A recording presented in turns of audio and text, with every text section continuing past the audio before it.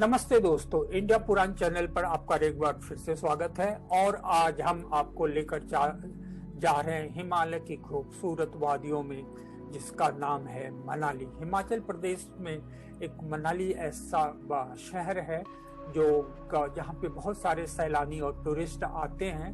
और बर्फ के आंचल में ढका ये मनाली हमें बहुत कुछ सीख देता है और हमें बहुत कुछ समझाता है।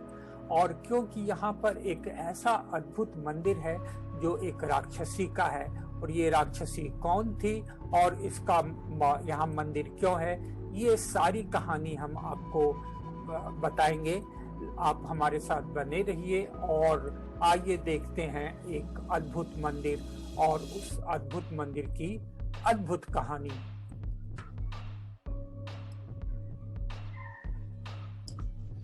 तो दोस्तों, ये मंदिर है हिडिंबा देवी का मंदिर, जो मनाली में स्थित है।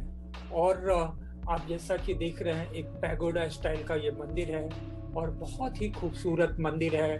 और हिडिंबा के बारे में आप शायद जानते ही होंगे कि वो महाभारत की एक भीम की पत्नी थी और एक राक्षसी थी। तो एक राक्षसी कैसे मानव बनी, उसकी कहानी है। अभी आप जब इस मंदिर में जाएंगे तो इस मंदिर की सारी कहानियां जो है यहाँ पे लिखी हुई है, और यहाँ साफ लिखा हुआ है कि हिडिंबा और भीम की कहानी जो है, और घटोत्कच के बारे में कि घटोत्कच ने कैसे पांडवों की बहुत सहायता की थी। तो इस मंदिर में ये पूरी जानकारी दी हुई है। ये केवल एक सुनी सुनाई कहानी नहीं है। और देखिए, ये खूबसूरत जो हिडिंबा का मंदिर है। और महाभारत में जैसा कि आपको मैंने कहा कि जब लाक्षागिरी में पांडव लोग बचकर निकल गए थे, और तो वो एक जंगल में पहुंचे, और कहा जाता है कि उस जंगल में हिडिंब नामक राक्षस राज करता था और उसकी एक बहन थी हिडिंबा।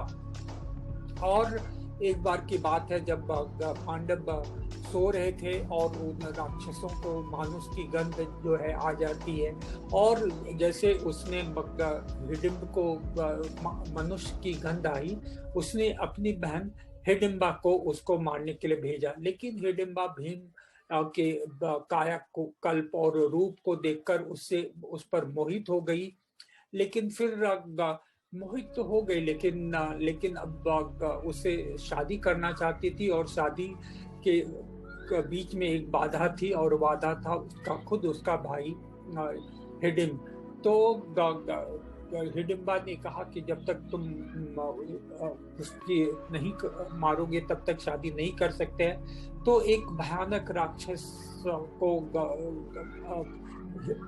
परास्त किया भीम ने। और जैसा कि आप जानते हैं कि भीम में 100 हाथियों का बल था और ईश्वर की कृपा भी। तो उसने हिडिंब नामक राक्षस को उस लड़ाई में पराजित किया, और जिस वजह से उसकी जो शादी और प्रणय और जो भी कहिए उसका और हिडिंबा से हुआ। और हिडिंबा बाद में कहते हैं कि मानवी बन गई, उसकी सारी राक्षसी प्रवृत्तियां चली गई और वो मानवी बन गई, और एक ऐसी मानवी बनी जो लोगों की बहुत सहायता करती थी। और वो कहा जाता है कि उसका जो जब पांडव चले गए थे और हिडिंब मर गया था, तो हिडिंबा ही वहाँ की रानी बनी थी।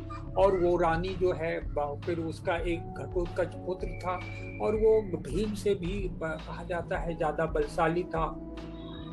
और घटोत्कच ने पांडवों का बहुत साथ दिया। और जैसे कर्ण के जो अमोघ अस्त्र थे, जिसका कहा जाता है कि उसने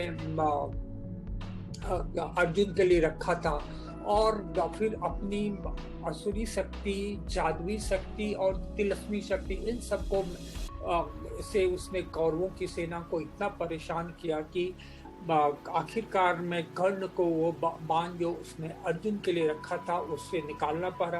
हालांकि घटोत्कच की मृत्यु हुई, लेकिन उसे ईश्वर की प्राप्ति हुई।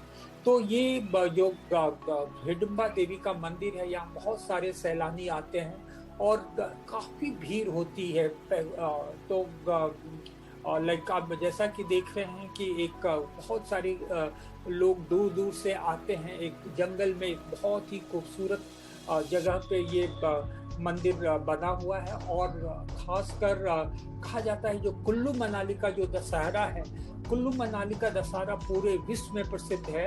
और जब तक कुल्लू के दशहरे में हिडिंबा देवी की पादुका या हिडिंबा देवी की मंदिर जब तक नहीं पहुंचती है, तब तक ये दशहरा नहीं होता है। और इस देखिए कि दुनिया। नमस्ते दोस्तों, तो आपको कैसे लगी हमारी हिडिंबा देवी की कहानी? और शिक्षा यही मिलती है कि आदमी का जन्म चाहे जैसा भी हो, राक्षसी में हो या किसी और में हो, लेकिन अपने कर्मों, अच्छे कर्मों के कारण वो उसका नाम होता है, वो पूजा जाता है। तो हमसे यही यह एक शिक्षाप्रद कहानी भी है और हिडिंबा के बारे में एक जानकारी भी है। तो इसी तरह की चीजें हम आपके पास लेकर आते रहेंगे। आप हमारा चैनल जरूर देखते रहिए और सब्सक्राइब कीजिए और बेल आइकन को ऑन कर लीजिए, ताकि जब भी हम कोई एक नई कहानी, एक नई जानकारी लेकर आए तो ये आप तक सबसे पहले पहुंचे। तो अब हमें आज्ञा दीजिए। नमस्ते। हम तुरंत मिलेंगे कुछ एक नई कहानी लेकर।